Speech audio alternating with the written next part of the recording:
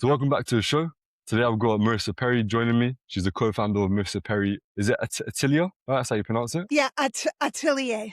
Atelier, that's it. Okay. Right. And it's a luxury boutique in New York's West Village that she's built from scratch with her husband, right? After a career in gourmet food where she was importing things like caviar, it was, right? You said, yes, Chocolate, caviar, that's it. specialty cheeses.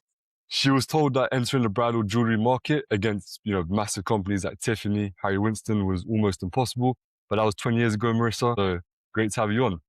Lead us through. Thank you. Great to be here. So Marissa, you spent years in gourmet food, right? Whereas, as we Yes. said, you were sourcing caviar, chocolate, olive for top chefs across Europe and US, was it? Across the United States, yes. Across the United States, From yes. Europe, from Europe. From Europe, that was it, yes. And then you met Douglas. You guys fell in love with his jewelry designs, and the two of you launched a luxury atelier. I can't get this right. It was Atelier, right? Atelier, perfect. Atelier, okay, together. And obviously that's not really an obvious career move from, sourcing caviar, chocolate, etc. So what made you actually believe you could succeed in such a space that's quite hard, to be honest? Well, and first of all, atelier means studio in French. So it's like Yes. a jewelry studio where we were doing a lot of the work in house. So sorry, I'm just going to adjust my headphones. When you're dealing with specialty food products,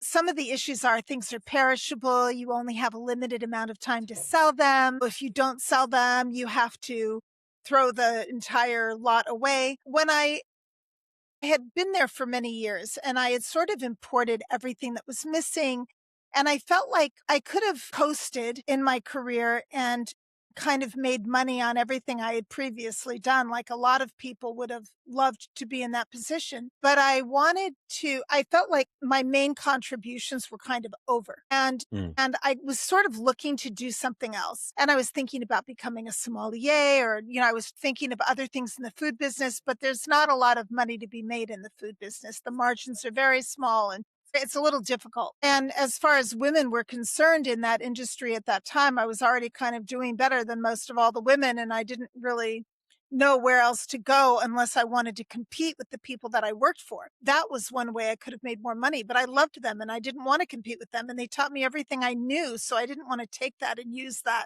to go up as a force against them. Plus they were very large. So I decided when I met Douglas, and he just made the most beautiful jewelry I had ever seen. Like people would just stop me on the street saying, "Where did you see this piece? Where did you find this?" And it was really drop dead gorgeous. And I felt like it could be a really great business opportunity. And I started helping him doing different trunk shows throughout the United States. And I realized that, it indeed could be a good opportunity. And I had built up so many vacation days that rather than taking up a vacation like a normal person and going to the Bahamas and relaxing, I decided to help him and get a feel and a vibe for what the business was like. And doing so, I thought it could be a really, really great business to get into. So I wrote a business plan and I went to the owners of the company I worked with at the time. And I said, "Do you guys think I'm crazy for exiting the food industry?" Because I was really, really established and well known within that industry. And they said, "No, in fact, we think we'll finance you. It sounds great." And to kind of more clearly answer your question, and I'll try to be brief, but the highlight reel is, if you're a clothing designer, at the end of every season, you have to dump your collection and everything you didn't sell, and you have to create a new collection. With jewelry, not only is it not perishable like food, but it's also, you don't have to, after every spring and fall, you don't have to let go of your collection and job it out. He says remain in the collection and they sell year after year. And yes, you can phase out some things and include some new things, but you're not just ditching your inventory at the end. And it just seemed like there were a lot of elements like that, business elements that sounded really good to me and that I felt like it could be a really great business. Okay, I see. So even though the odds were kind of stacked against you, you liked it. And then you said you really liked your husband's designs as well at the time, and other people loved it as well. So you saw an opportunity and you just went for it. I saw the opportunity and I really felt like I had to show these designs to the world. And I don't think that I realized how badly the odds were stacked against me, because I knew if I opened a restaurant that all restaurants have like a 90% failure rate. That I was not going to take on. I didn't realize that like all businesses after like 5 or 10 years have like a 95% failure rate, or I might not have done it, but ignorance is bliss. That's true. Ignorance is bliss. I feel like a lot of businesses probably won't be about if everyone knew, like, the statistics, right? So that's great, though. That makes sense. So in terms of the day to day, right, you and Douglas, you're both the creative side and the business side of this company, and you guys are married. So walk me through the typical week, right? What does it look like? How do you guys split the design world from the business world when you guys both share a studio and a home? Well, we've had some very defined roles, which we started from the beginning. And I think this has been really helpful. First of all, he runs all of the design and the manufacturing. And if I want something made or something designed or manufactured by a certain person or whatever, I can request that from him. And if he says yes, great, and we move forward. But if he says no, it's no, and there's no argument that pursues. If he's like, I'm not making that, he's not making it, I don't argue. It's his decision and I'm not going to fight with him over it. And when it comes to me, if I do the marketing and I'm running the company and, I certain ways I want the website to look or the store to appear, I get full control over that. And if he wants to make a recommendation or wants me to do something, I will consider it. But if I say no, it's no. And we kind of allow each other those boundaries. And if it's something I know more about, he defers to me. He knows more about designing and manufacturing. I defer to him. Okay, yeah. I And mean, we won't, we made an agreement that we weren't going to go into each other's territory. And if we did, that would not have fared well for the business. to be honest, that's a brilliant way to have a partnership, right? You guys have defined roles because that's where things usually go wrong, to be honest. When the roles aren't defined, right? One person starts, you start butting heads essentially. So that's really good to you guys. So another thing was that, as I mentioned at the very start, you guys are competing against, these are some of the bigger companies, right? But Tiffany, right? Harry Winston and all the names that people know way before they even, start shopping essentially, right?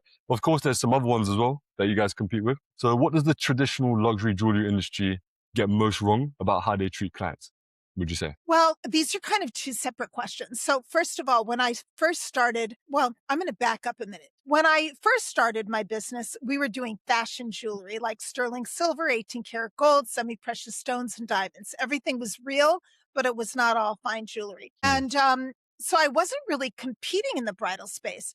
And then what happened is when I opened up my store in Soho in 2004, people started coming in and asking for engagement rings, engagement rings, engagement rings.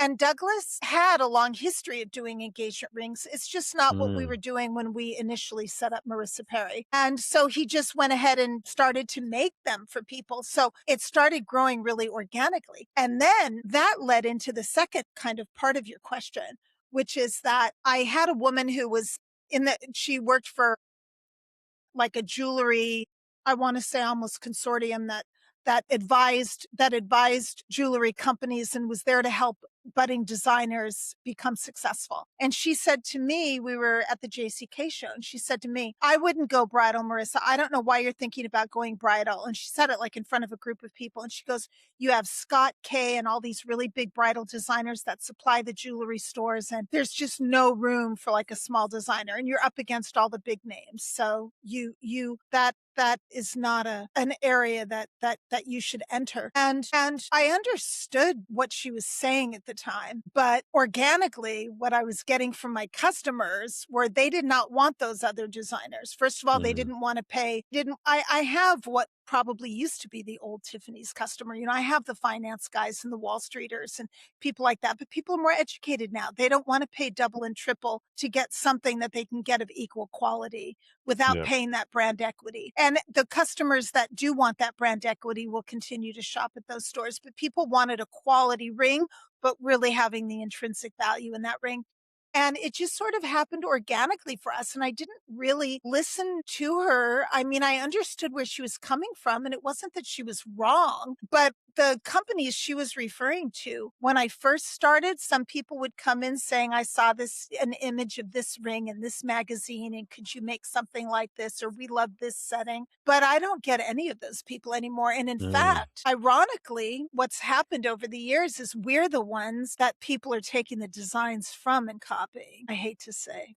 Yeah. We're the ones that are my clients and we are starting the trends, and other designers or other competitors of mine now, and I'm not talking about the major brands, but all of the rest of the competitors like in the New York area and even further away, are taking designs off of our website, which is why we limit what we show on our website. And so Uh, we're kind of the ones starting the trends, ironically. that makes sense. So that's why you guys, okay, all right. I, I think it's And so this happened organically. We didn't know it. I didn't just, set out, oh, we're going to set all the jewelry trends. I was just making jewelry and our customers were telling us what they wanted and they're very trend driven and we were making like reinventing the engagement ring over and over again. We have all these different styles and people started, I guess people were coming to my store and going to other people and saying, can you make this or can you make that? And then my competitors started, watching our Instagram very carefully and our website carefully. And within a couple of weeks, they would make that ring. okay, so it was organic because designs were so good then. So people really like designs. So compared to start copying it, right? I have the best designer in the United States. I really do, for bridal and for every type of jewelry. There we go, right? And Now, that's Douglas Elliott. That's yes. his name, Douglas Elliott. And the reason I engaged in this business with him is I had never seen such gorgeous jewelry ever. Mm, And I mean, maybe from Vidura, but he's no longer with us, unfortunately. But I never saw anything like it. And that has evolved in the world of bridal because it's what people were requesting. So we decided to put our money in bridal. But yeah, I have a great designer and in the industry, people know that and they keep their eye out for it. that's good. The second part of the question was, so in terms of the traditional luxury jewelry industry, what do you think they get wrong about how they treat customers, especially couples that are buying engagement rings for the first time? Well, a lot of the bigger brands often have a way of helping customers that was something that I personally wanted to reinvent. And that is if I walked into one of the big Fifth Avenue retailers, it can be very intimidating. And I Mm, didn't want my clients to feel intimidated when they were coming in to buy something that's so intimate at such an intimate and special moment in their life. I wanted them to feel comfortable to walk in however they were. okay. We're in Lower Manhattan. We're not on Fifth Avenue. It's not formal. My sales team is not in business suits and ties and things like that. We wanted people to feel comfortable. My joke is I have sold many a $50,000 engagement ring to guys walking in after the gym in their gym clothes, holding a paper coffee cup with their puppy dog that they're walking and sitting down and buying an expensive ring.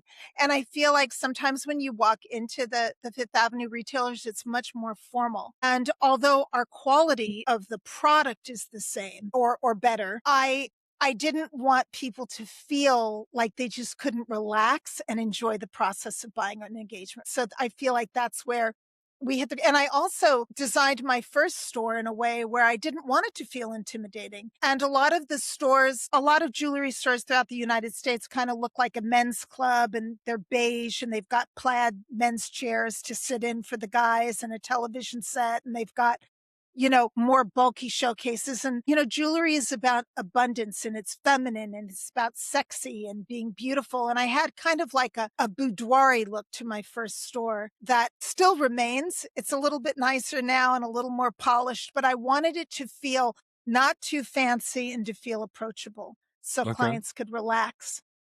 So you're saying that the thing that you do differently that they don't do is you try to let their guard down first, make it more comfortable for them. So that's what you're doing differently. I think Yeah, that's I wanted interesting. them to feel at home. I didn't want them to feel like they had to be dressed up to come into my store to look at rings and they had to be nervous. I wanted them to feel like, come on in, take a look around. We are going to help you figure out exactly what you want. And that's what we do. And it's not about, and we don't judge based on appearance at all. Mm, okay. That's different. That never fares well and it's never accurate. That's good. It isn't. Yeah, that makes sense. Now, I think you told me as well that you have a very deliberate stance and you say no lab grown diamonds, right? No outsourcing. Everything is handmade in New York by your team, right? In a market where couples can save 50% or even more sometimes by going synthetic, that's a bold position that you have, right? How do you Very hold, bold. yes, how do you hold that line when a client comes in, price sensitive and the whole industry is moving that direction, right? Where do you stand on that essentially? Well, I had a little bit of an advantage. Now, this may not be considered to be an advantage by many, but I knew where the lab grown market was going price wise. I knew what the value of a lab grown diamond would be eventually at the inception of lab grown diamonds. So I was working with De Beers, and soon after lab grown became a thing, De Beers bought a lab grown diamond company and started producing lab grown diamonds. And at the time, I was working with the Forever Mark brand, which was a brand of diamond from De Beers that promised to be, beautiful and rare and responsibly sourced. And so which all of De Beers diamonds are very responsibly sourced, I might add. And so suddenly we were at a conference and they announced that they were buying into a lab grown diamond company. And, we were all going to be fighting against lab grown. And a lot of the retailers are just upset and devastated. How could De Beers now? We're trying to stand by real, natural, rare diamonds. Why is De Beers now going to compete with us when we're standing with them? Well, De Beers was very, very smart to do that because, I was thinking to myself, something's not right with this. And I kind of figured it out quickly. I thought, you know what they're going to do? They're going to buy into it. They're going to tank the market on price and there won't be any money to be made in it. And they're going to total the whole market. So I walked up to the CEO of De Beers at the time and he was a new CEO. We didn't really know him very well. And I said to him, they were saying, we bought a lab grown diamond company and it's fabulous. And the next price is going to be $400 per carat and it's not going to go up exponentially. So that means a 4-carat diamond in lab grown would be $1,600 at the time. Whereas a 4-carat natural diamond would have been, it could have been $70,000 or $80,000. And the thought at the time was a natural diamond of 4 carats will be $70,000. And that same color and clarity of that diamond in lab grown will be $30,000 and we'll still make a lot of money on it. But I knew that with supply and demand that the value would go down. And overnight, De Beers took that price from being, let's say, $20,000 that it would cost the retailer down to $1,600 overnight. And they got on every news channel in the United States. Beers engages in the lab grown diamond industry. And now they're only $400 per carat and they don't go up exponentially. So they were revealing the cost price of the diamond. Overnight, it went from $20,000 to $1,600. And then I said to the CEO of De Beers, I said, and what is your next price? Is your next price announcement going to be that it's, $300 a carat? Are you going to start to lower it from $400 to $300 and go down? He goes, yes, it is slated to be $200 a carat by June. And that's all he said. And I knew exactly why they were doing it. And it was brilliant. And then I realized that's why they hired him as CEO, because nobody knew what to do. Beers was going to be like, we're going to lose everything. If they're doing lab grown diamonds now, what are we going to do? We have the rare, real thing, not synthetic. Yeah. And yet, how are we going to maintain our price? It's expensive to excavate. These diamonds are 3 billion years old. They're really not that expensive considering what you're getting. Think of what 3 billion years of rent would be. True. That's not a lot for that diamond, really doesn't cost a lot. And that so I knew that eventually lab grown diamonds would be worth nothing. I did not want to sell a product in 17 or 18 or whatever for $20,000 in a ring when I knew that in 4 years from now, that would be worth $200 plus the setting. No, then it would be worth whatever, $1,000. And I didn't know how to tell a customer, I'm going to sell you this now and it's costing me this and I'm going to charge you $20,000. But in 5 years from now, this is going to be worth nothing virtually. And I didn't want to have that conversation. And one of my team wanted me to go for Lab Created because they were losing a couple of sales here and there to Lab Created. And I said, and one of my salespeople who's very smart in marketing, I've never met a more naturally smart marketer than she is, just instinctually. And she goes, well, just have them sign a contract saying, today you're charging them this, but in 5 years it'll be worth nothing. And they have to take that hit. They have to sign the contract. And I'm like, how is that conversation going to go? How is that supposed to go? No, if it's not going to be worth anything in a few years, I'm not selling it. And sure enough, at the exact timeline I predicted, it is now worth nothing. I mean, 2 years ago, they were worth $49 a carat. Yep. So, why do I want to charge a client? I think it's unethical to charge a client, or I feel wrong charging a Okay. client 10 grand or 12 grand or 15 grand on a ring that I know is virtually worth zero right now, or worth, whatever the cost of the setting is. I would rather, and I tell them this, switch them to a beautiful colored gemstone that will be much less money per carat than a diamond if they want a big look and they don't want to spend the money, and get them a beautiful gemstone that's gorgeous, that will always hold its value. Because remember one thing that people forget: lab grown diamonds are a synthetic diamond. They are not a real diamond. They are a synthetic diamond. They are synthesized. They are technically a synthetic.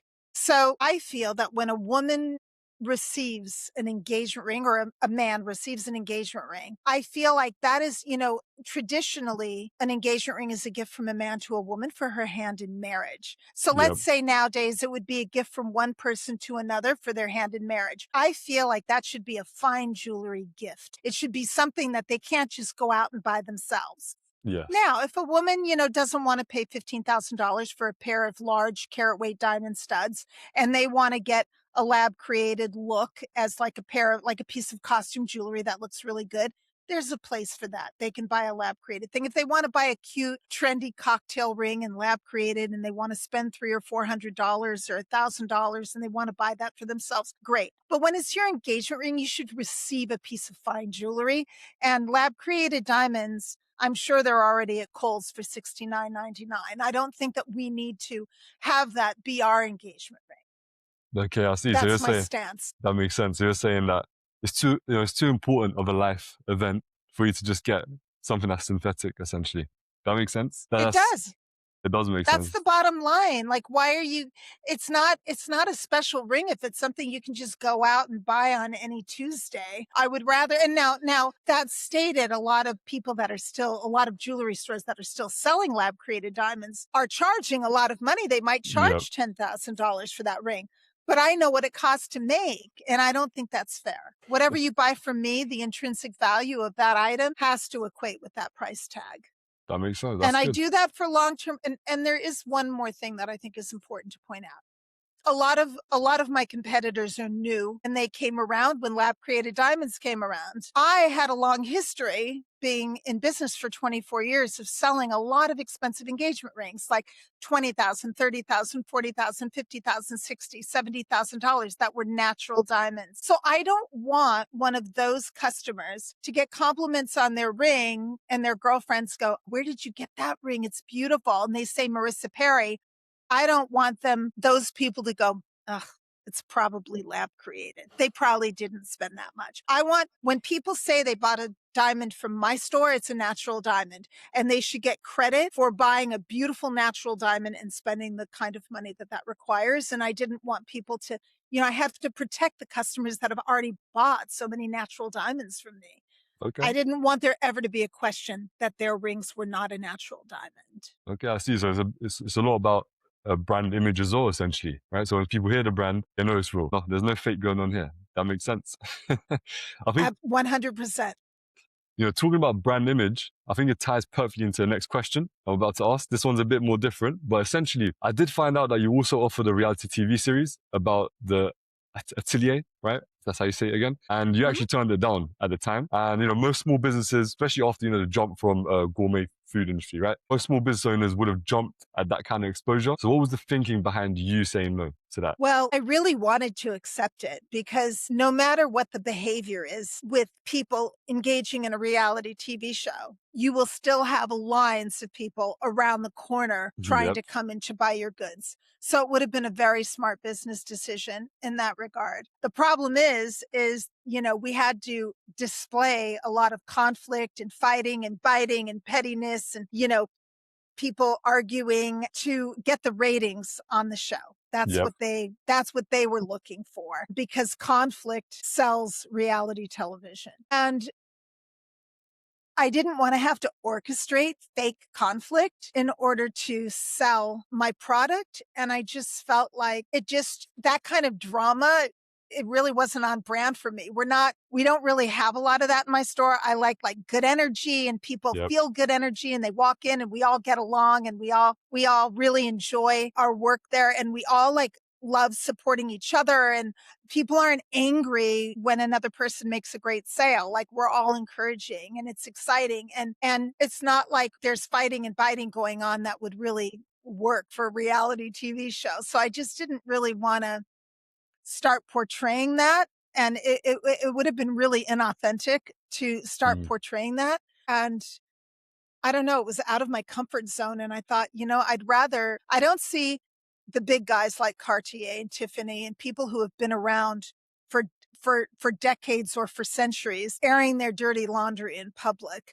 And I just felt like it may be popular now, or it might get ratings and it might bring in a lot of business through the door now. But as far as long-term value for a luxury brand, I didn't really see it. And I'm always thinking of long-term value and being here in 100 years from now, and how will that be perceived? And it just wasn't kind of who we are. Like, we just don't really have enough fighting and biting going on to gather the required ratings for a television show. That makes sense. So, authenticity and long-term value of the brand, right? Because it's a luxury brand are the most important things to you, essentially, which is why you turned that down, right? That's the, It is. It's why I didn't do lab created diamond, and why I turned that down. People don't think about it this way, but Louis Comfort Tiffany was a fabulous designer for stained glass, for blown glass, and for jewelry. And he's no longer with us. He's passed away many, many years ago. yeah. And, Cartier, another fabulous designer, he is no longer with us, but his brand remains. But there are not many jewelry designers who are alive today that are that amazing and mind blowing. And Douglas Elliott is one of those. Like, I compare Douglas Elliott to a designer called Vidura, who designed a lot of jewelry for Coco Chanel and in the era of Coco Chanel. And he did outrageous things. I mean, price didn't really apparently was no object, because he could create these incredibly outrageous designs with semi-precious stones. He didn't have to care if he ever sold one of them. He just could create whatever. And they were mind blowing. Everything that he did was just stunning. And it's still sold at Van Cleef and Arpels. When you go to Bergdorf Goodman in their boutique, they have a lot of Vidura pieces that are incredible still today. And Vidura is no longer alive. But there are not many designers today who do that ilk and that kind of finesse of fine jewelry. And Douglas Mm. Elliott is one of those people. And I didn't want to tarnish his design ability in the Marisa Perry brand by doing something that's kind of less than, that isn't in line with the talent and the skill level that he has in creating jewelry. In 100 years from now, I want to be the Cartier. I want to be the Tiffany's. And I didn't know if reality TV would be consistent with that. And it might have been. I'm not saying that, it wouldn't have been fabulous, but I just didn't want to have to do what it took to get the ratings. That makes sense. That's not on brand. Exactly, that makes sense. I mean, as you said, since it's important for you, what happens, 100 years from now, even when you might not be here. Yeah, I guess. Right. I'd say, The brand will be my legacy, and I want it to be around, and I want it to be perceived as the luxury brand that it truly is. that makes sense, exactly. Especially because it literally has your name as the brand name. So it'd be, It you know what I mean? does. Exactly. So it'd And, be two sides. I think this you didn't ask me this question, but it takes me to another piece of this equation. A lot of very successful jewelry designers will say, okay, I want to make this necklace, and I think I could probably sell it for around $1,295. So I'm going to figure out, how do I manufacture that piece so that I can retail it for $1,295 and maybe make it for $600 or $650. Yep. So what they do is they find a cheaper labor source. They cut down on the quantity of the gold. They cut down on the labor in the setting, and they cut down on the quality of the diamonds, and they make a piece so they can sell it at X price. Mm. We don't really do that. And that's a very wise thing to do in business if you want to sell a lot of pieces and you know what that sweet spot price point will be. But for me, it's not going to be great. I have Douglas design great pieces, and we just try to keep our margins slim, to be competitive. but I want it to be great. If it's going to have our name on it, people don't need to come to me for mediocre jewelry. If it's going to have my name on it, it's got to be great for what it is. So, and we did it. We had these beautiful bracelets and neck diamond pendant necklaces that we made that were very simple and very beautiful. But when you looked at the ones that were cheaper compared to ours were just had that element of magic that the others didn't have. And it takes money to create that magic because it means the chain might be a little heavier. The diamond setting was just a little better. And when you looked at it, it looked twice as good. So we do that. Fair enough. That makes sense. Yeah, So I didn't want to cut the quality of my work to meet a price point. I wanted to keep the quality great, and we will have a customer who wants great. In terms of business, obviously that's a different approach. Obviously it's working for you guys. That's good. Because obviously, as you said, I'm not a sellout. Exactly. Most businesses, as you said, just for business purposes, right? To keep margins high. That's what they'd do. They'd cut corners. Just, you know what I mean? Because they just think the person at the end won't realize anyway, right? So let's just do that. And they do. Yeah. Never ever underestimate that. Don't people, all businesses do this. They assume that their client base is not educated and they're not going to get it and they're not going to see the difference. So why spend the money anyhow? And I'm telling you, not true. Not true. People do know the difference. They can see the difference. Lay people who have nothing to do with jewelry come into me every day. I hear your settings are so much nicer than anything we've seen out there. So much better. Our micro pave, people say, I will pay more for your micro pave setting because it just doesn't compare. There's nothing else out there that compares. No, I believe and they that. can see it. I 100% believe that. I think the most important thing should be, in my opinion, right, in business, I think the most important thing should be treat your clients well, right? And you have a successful business anyway, right? If you just care about the customer the most, as you said, because they literally said to you that if you wanted to charge more for this, just because you're taking such good care of them, even if you wanted to charge more, pay that higher price just because, you know, the piece that you're making, they like. 100%. That's good. And I use it too as a competitive advantage. We really advise our clients, and we don't want anyone to make a mistake. They're spending a lot of money, and we really care about what our clients get. She's going to wear that ring every day for the rest of her life. We want to make sure that it's amazing. And yes, does that help me? Yes, because I get a lot of referrals, but I'm doing it because that's really high stakes. And I want her to have the best ring she can have and whatever the budget is of the person who's buying her that ring. So I want to make sure that the quality is there and that it's something that's going to last a lifetime. That makes sense. I'm moving more into recent things, I should say, right? Now, obviously, AI technology is a big thing, right? Now, if you take it back a little bit more, during COVID times, I've seen that you actually went against your consultant's advice, right? And you actually doubled your digital marketing budget while the stores were actually closed because of COVID, right? And you actually came out in January, February 2021, beating 2022 by 35%, is it, right? And this tells me that you trust your data over contestants. And how are you right now using technology or AI in your business, right? Especially, I'd say, you know, in terms of getting clients, etc., or, you know, anything like that. How are you currently utilizing it, would you say? Well, I'm going to give you an answer for the first part of that question, and then I'll go to the second part. Perfect. So we're going to remove AI specifically out of the first answer. And digital marketing, I have an outstanding digital marketing team. Outstanding. I love them, and I don't know if I could ever find better. And when we had to close our store for COVID, when COVID was in full swing, which came about in the United States, it started around January. By March 20th, we were required in New York City to close our store, and we did not know how long we would be closed for. So we immediately went on doing Zoom digital appointments. We jumped on that bandwagon, and my digital marketing team recommended that. And we actually were selling diamond rings on Zoom during COVID. So we had kind of a little infrastructure, a quick fix infrastructure in place to do that. But how can I explain this clearly? It became apparent that we weren't going to be able to open up in 2 weeks, you know, and that we were going to have to maybe be closed a couple of months or a few months or indefinitely. My digital marketing the owner of the company called me up and he goes, Marissa, I just want to let you know we're cutting down your ad spend. We're going to cut it down. We were doing Google ads, a lot of them. Yep. And he goes, I want to cut it down because we're not going to be able to drive any traffic to your store over the next couple of months. And I don't want you wasting money. And I said to him, really? I said, I don't think so. I said, I think you are going to double my ad spend. And he's like, what are you talking about? Are you nuts? I'm not doubling your ad spend because they can't go. They can't go to the store. I said, I don't care. I don't care. I said, the minute we reopen, I want to hit the ground running.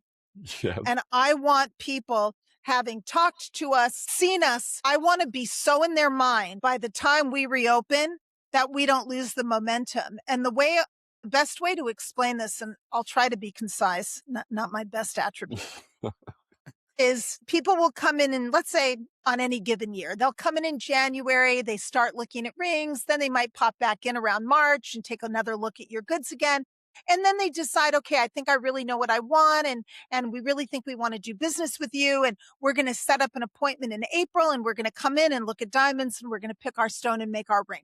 But it's a succession, a kind of like they come in, they get to know you. Maybe they come back again and then they look at diamonds and then they come in to see the diamonds and they make an appointment and then they just look at the settings and, they make their ring and they buy it. And it's like a process. And so we were selling rings during COVID because people had already been in January and February. So when March hit and December and then the previous November, so we already had it where they were ready to buy now. And so we were selling on Zoom for those people that were ready to buy. But if I'm closed for 2 months, okay, a 2-month period, and then I have to reopen and start again, then that'll be no sales for the next 3 months after that because people were not in the store ready. I wanted to just hit them hard with as much marketing as I could hit them with and be fully present. They were at home. They weren't working. They were on Instagram. They were on Google. They were researching rings. I wanted to be in their face so that when the moment we reopened, they would be ready to schedule an appointment. And after when we reopened and we hit the ground running, he said, I thought you were crazy. None of my other clients did this. And you were the only one that was right. So I was happy and it worked. Now, you know what? That's I interesting. think a little outside the box, though. I'm a little bit of an outside the box thinker, I have to say. It worked. I don't go with what the masses do unless I think it's the right decision. I do my brain works in a different way. And it worked. So, can't complain. Work. Can't complain, no, right? I cannot. Thank God. Thank God I did that. Yeah, otherwise it could have been really bad. I could have waited, I need to pay my rent. I have bills, we have insurance and bills and, Exactly. I had to make sales. I had to make sales. Exactly. Yeah. Especially during then, obviously a lot of businesses were struggling, right? So that's good to be fair. And your guys, It was a really difficult time for everyone.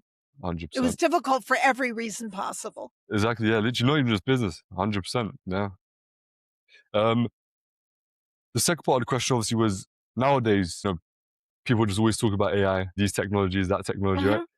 Do you guys use it in any sort of way, right? We do. Yeah? We do. I love AI personally. Same. We use it sometimes one of the women that writes copy for our website will use it to help her write the copy for the site, just for individual items. She'll write down everything that the person needs to know about the item and what's important about it. She'll run it through AI and they fluff it up a little bit. Sometimes now we have a new Shopify site, shop.marisaperry.com. It's different from our regular website, which is more of a gallery of everything we do. But now we have a Shopify site, which is like a click and buy site. And, you want to see exactly how big is this earring on an ear? How does this necklace look on someone? Yep. We have a lot of shots on a lot of models that are actual models. And then now we've started incorporating some models on AI just to show the proportion of the item as well. And it saves me money. It looks better than a lot of our live shots and it's very accurate and I do love it. So I'm leaning on it a little bit. As long as what I can make on it is completely authentic, I want to use it. If it's not, then I won't. Okay, I see. So your stance on AI is that it's good, you like it, but as long as it's authentic, right? So again, it ties back to a brand image. Okay, that makes sense. As long as it's an enhancement. Yes. And it reads authentic and it's accurate, I'm happy to use it. But I do think, I think it's amazing. And I've been using AI just personally when I want to know about something. What's the best? I'll type into, go into AI. What's the best way to purchase a ticket to go from New York to Venice with points. There are things that will just take me too long to research. And if AI will research it for me in 30 seconds, I'm happy to depend on. So it's not even just business; it's just day-to-day life too. Yeah, Yeah, I mean, I think that's all of us right now, right? Same here, it's you know. great. Yeah, exactly. It's It great. is.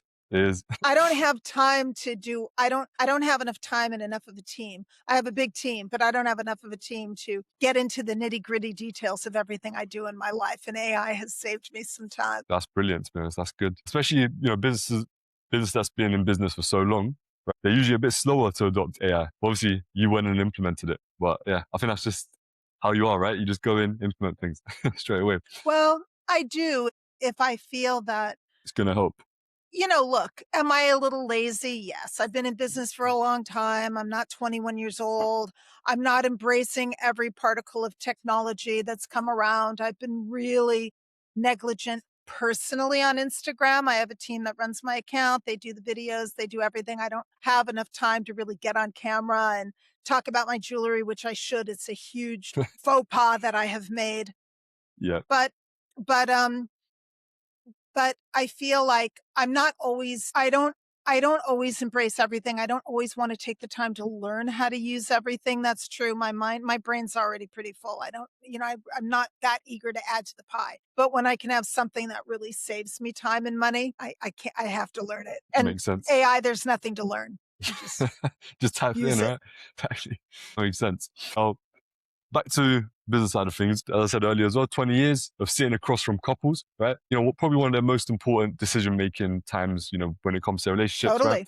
Right? 100%. What is the single biggest mistake that people make before they even walk through your door, right? In your opinion? I think people feel that let's go into Marisa Perry, see what they have, and then I'll see if I can get it made cheaper somewhere else or see if I can buy the diamond online and get someone to make a setting cheaply and I'll save money. The mistake that I see is it's actually costing them money. Mm, They're definitely not saving money and it's probably costing them money because there's a lot of factors, like let's say 10 factors that go into pricing a diamond. And some of those factors, a few you can see, and many elements that go into pricing a diamond you cannot see. And so if somebody goes online and they're buying a diamond and they're not an expert, they're not really going to know what should they look for, what should they not. They try to do all this research and figure out what's important from people who write stuff online who know far less than we do and who like to have something to write about. So they make something yeah. sound like it matters when it really doesn't matter at all. And people start focusing on the wrong things when they're purchasing a diamond.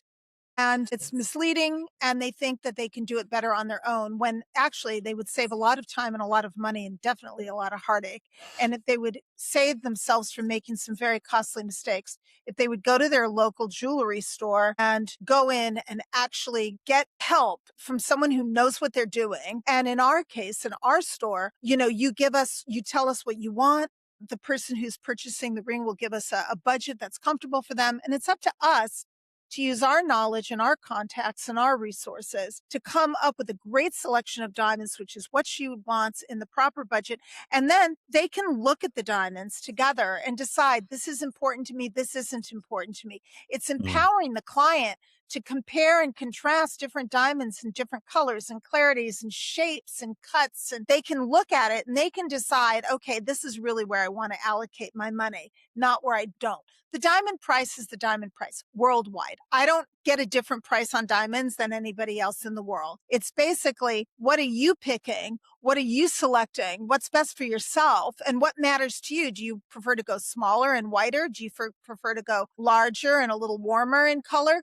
Do you prefer one cut of an oval over another cut of an oval? Is it shape that matters to you? All of these things they can compare and contrast. So at the end of the day, they're only putting their money towards everything they want and nothing that they don't care about. mm. And that is the key to getting a good deal on a diamond, is for you to look at it yourself if you're the purchaser and you pick where you want to allocate the funds, and having a selection of diamonds to choose from and somebody who's educated walking you through that selection allows you to get the absolute best ring for your money. And Okay. people think, oh, it's just, I don't want to go to a retail store. They have such big margins. None of us, except for the big Fifth Avenue brands, none of us are retiring off of your engagement ring. We're all competing. We're all trying to give a great deal, but we also want you to get the best expenditure of your money in Okay. that ring.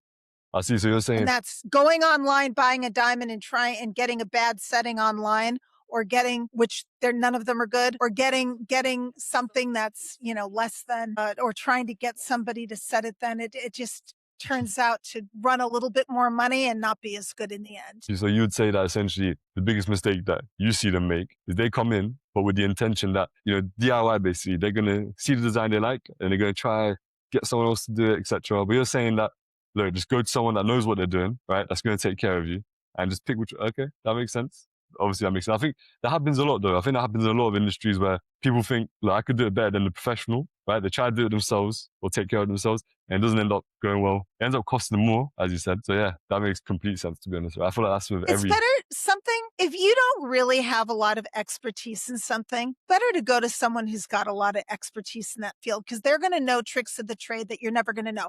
I'm not going to diagnose myself on WebMD. I'm going to go to my doctor and tell my doctor what's going on. He has years of experience, Exactly. more than I do, by diagnosing myself on WebMD. Same thing on an engagement ring. Go to somebody who's got experience, who knows what they're doing, and you will pay less and get a much better product. If you Exactly. have someone who has your best interest in heart, and I would go to a reputable person or jeweler who you think it sounds like they have the best interest of their customers. Exactly. That makes sense. That makes complete sense, to be honest.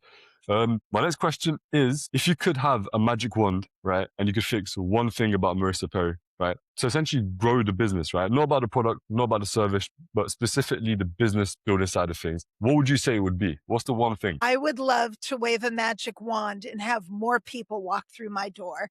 Meaning on weekends, we probably can't take many more people walking through our door. We're pretty crowded and it's pretty busy. But during the week, Yeah. I would love a magic wand where I could just wave and just have us booked with appointments all day long, every day, with just a ton of diamond appointments. But I have my digital if you'd like to- marketing company. They're great and they're a bit of a magic wand. I would love to have a magic wand to bring in even more people, because that's the tricky part, is bringing in So you- buying customers. Okay, so you'd say that everything else is good, but it's just, you'd want even more people to know. That's it. So everything else is good, just more people through the door. That makes sense. I feel like, I feel like that's the main problem for a lot of businesses anyway, isn't it? Even if they got the best service, best product, getting people through the door. That makes sense. So next question is something I'm curious about as well, kind of. So when someone walks into the boutique today, right, or books a consultation online, how do they usually find you? Is it, you said Google, right? Is it word of mouth? You say you don't really do Instagram, but is it Instagram? Or is there something else more synthetic driving new clients in? No, I have, like I said many times, a great digital marketing team. I have a Yep. Google Ads person who's excellent as can be, and knowledgeable, and I get a lot of traffic. I've gotten a lot of traffic from my ad campaign to book appointments, to come in, to see us, to meet us. I also do get customers from Instagram. It's just more on Instagram. We show more of the product, not me. And Okay. it could benefit me to be on camera a little bit more and get people to know me if they want to buy from somebody that they know or trust or whatever. But I'm always thinking, "Ugh, they don't need to see me. They want to see the jewelry," and we show the jewelry. But we do get people from Instagram, and we do get lot, a lot of referrals.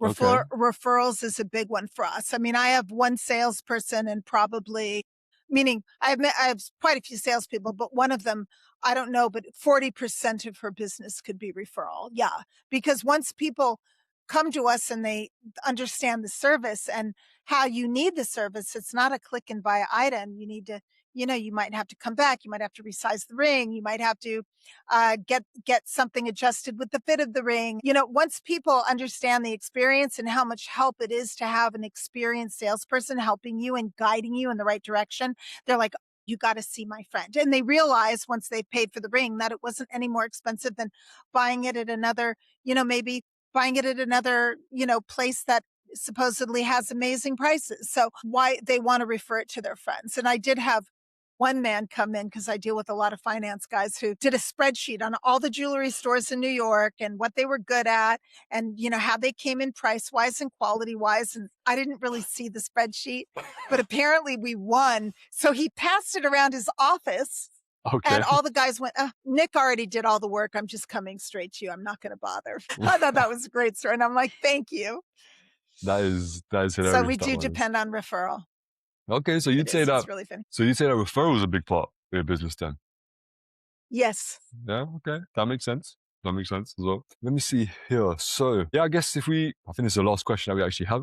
But essentially, last one, right? If you could go back to 2002, when you and Douglas both launched the Atelier, I keep getting this wrong, I think, but you know, let's just skip past that, right? You're perfect.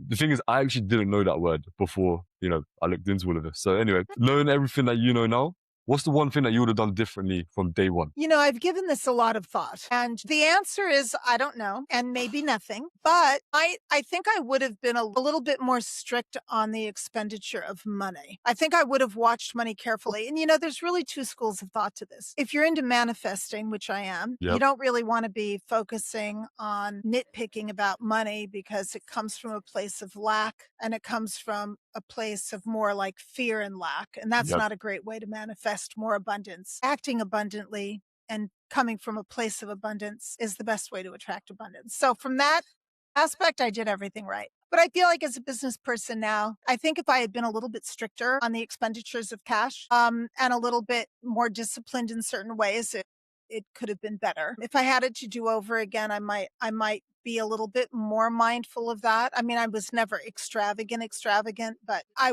might have been a little more careful, but I did the best that I could. And you learn as you grow as a person, you learn as a business owner. And as long as you can learn and take that knowledge and use it as ammunition to move forward, even like to fine tune and perfect your ways, that's really all anyone can ask. Yeah. And I say this quite a lot to people when it comes to questions like this. And it's the fact that, like, you know, as long as someone's happy with where they're at, sometimes they don't have any regrets. Sometimes, you know, the reason they're here today, they're happy where they are, is because they've done everything that they've done, right? So maybe you don't have any regrets as well. That's also, you know, an Right. option I too. don't know if I had done it differently, if I would Exactly. be here or be doing as well. I don't know. I don't Exactly. know. I would have to go back and redo it and let you know. I'd Exactly. have to That's what I'm live it saying. over again and give you the answer. So I don't know. That's what I'm saying. So if everything's good now and you know you're proud of I it, don't have regrets because I am one of these people that when I make a decision, when I come up with any kind of an obstacle,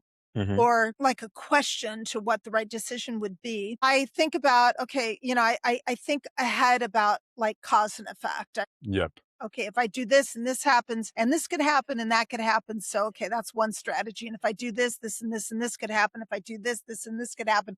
And I kind of think that way all the time. I'm always thinking like, how could this impact the future? So when you do that, if you really think things through, it's not like there's a ton of mistakes you're going to make that you yes, wish you could have redone. I try to I try to not make the mistake to begin with. that makes I sense. try to think it through and pick the right decision before I do it, not after. That makes sense. Just like the time in during COVID, as you said, right? I'm guessing you put a lot of thought into doubling your marketing spend, right? And you've done it, and also you worked out. So I can see it. I can Well, see you it. know, it's scary. And another thing, you know, I think I'm glad that you brought that up again because I think that there's a very important aspect here. I don't make decisions based from fear. That's a really bad way to make a decision. So a lot of people would have said, "Oh my God, I'm not going to spend any money on marketing because like I don't want to I don't know when where my next dollar is going to come from because I don't know how long we're going to be closed and I don't know if I'm going to be able to have the money to pay the bill." Like, "Oh my God, like," and they base it more on fear. I was more like, if I don't spend and get in front of everybody, when I reopen, Yeah, I may not have enough people standing in line to buy a ring. So let's get people in line. Like I didn't make it out of fear. I did it more from a position of power. And you make a lot better decisions in business when you're not making decisions based from fear. That never, I don't know one time where that would have worked. exactly. No, I agree. That's what I'm saying. The thought process is really good. So as you said, it stops you from even making a mistake in the first place. I like that. That's good. I think, I try. yeah, of course, no one can be perfect, but you could try. You know what I mean? You try your best. Exactly. Now, I have the most important question here, and that is, where should people go if they're starting their engagement ring journey and want to work with your team? Right, so, you know, plug yourself, let people know where to go. All you have to do is you can go on. You could reach out to us through Instagram from at Marisa Perry Atelier, and that's Atelier. So it's Marisa Perry Atelier. Yep. Or you could also, a better way to do it is to go on our website, which is marisaperry.com, and you can look through the engagement rings, and on all of them, it has like schedule an appointment or schedule a complimentary consultation. You can click on that, schedule it, send an email. It'll go straight to our sales team and they'll reach back and schedule a time for a complimentary consultation. And that's really helpful because for a woman who knows what she wants, it's helpful. But most women have no idea what they want. And to come in and try on one of every shape ring, look at all the different settings you can do with that shaped stone that you like. And that way they can really, within a half an hour to 45 minutes, we will be able to ascertain exactly what the woman wants. It's the Marisa Perry experience. They come in, we Fair know enough. exactly what questions to ask, exactly what to try them on, try on them. And so they will know very soon if they're positioned and ask the right questions, they'll know quickly. It's just that nobody wants to come in to a jewelry store and say, hi, we're not buying a ring today, but can we try on one of every shaped diamond that you have? And can we try and look at all of your settings? Because they think that the salesperson is going to be like, no, but we know that you have to do that in order to figure out what you want in an engagement ring. And it will save you so much time from going from store to store to store and trying on 2 rings here and 3 rings there and 4 rings there. It's a system. And you need to go through that process to figure out what you want. And we will help you do that. It doesn't take that much time and it's well worth it. That sounds good. Obviously, when we post this stuff, we'll tag it as well, 100%, right? So people can just click it and get right there, right? Thank you. No worries. Thank you.